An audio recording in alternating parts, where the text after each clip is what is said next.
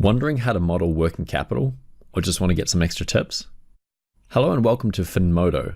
I'm Kyle, and we're here to talk about working capital, adjusting revenue and expense items from an accrual to a cash basis.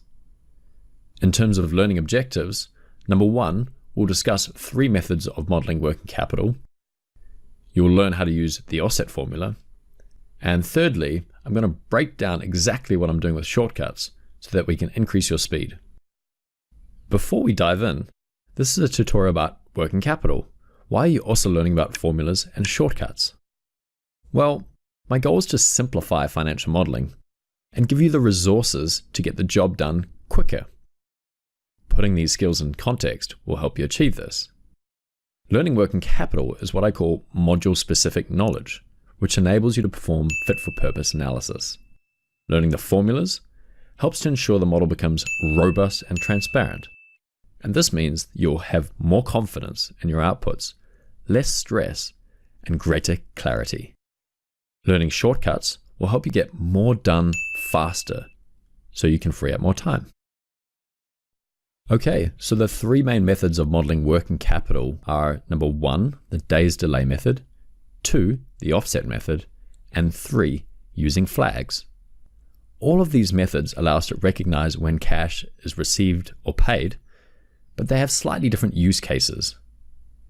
Days delay is the most common, but you may need to switch to the offset method if the amount of delay in receipt or payment of cash is more than the granularity you're modeling each period on.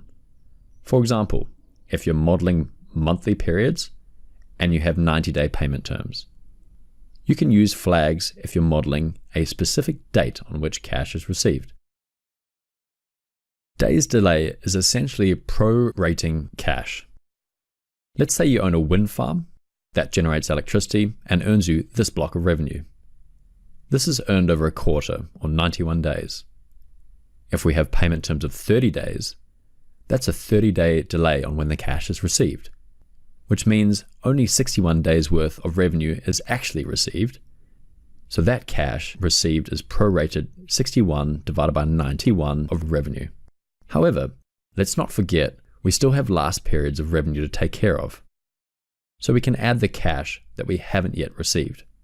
And that's the days delay method. Let's turn to Excel to see how it is actually implemented. Linking in the revenue firstly, this increases our debtors account balance. Now, I've partly created the formula. You can see this in the pro rata. We've taken 90 minus 30 days, that's 60, divided by 90, all multiplied by revenue. So that's 2/3 of revenue earned in the period that's received. Lastly, we need to take off the opening balance to cater for last period's unreceived cash. So when does this method break down? Well, as you can see here, the days in the period is now 31. I've modified the model. We've got 45 days received, which means that this goes negative, and therefore your receipts are actually positive. Instead of flushing out the account, they add.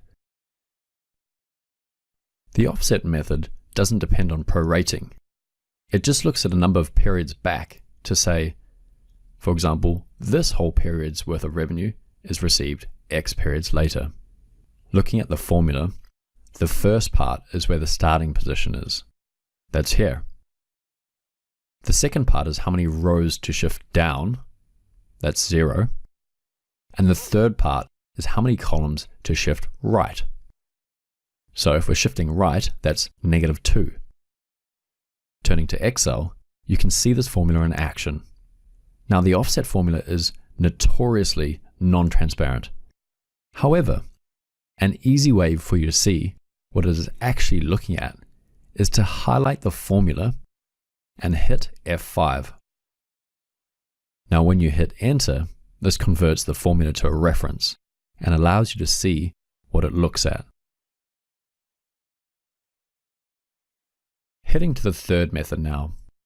If you'd like to recognize receiving or paying cash on a certain date in the year, for example in March, you can use flags to do that too. So here we can see the account balance is building up and released when the flag is on. Going across to Excel, you can see I've taken a negative of the sum of the opening balance and the movements in that period, all multiplied by the flag.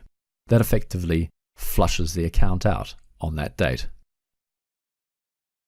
Now, if that's not enough, I'm going to give you a bonus method. It's actually using the sum product formula.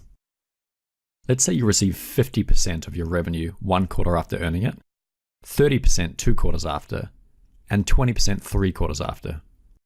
Here, you'd use a sum product to bring in how much cash you're actually receiving. So that covers the 3 main methods of modeling working capital, plus a bonus one.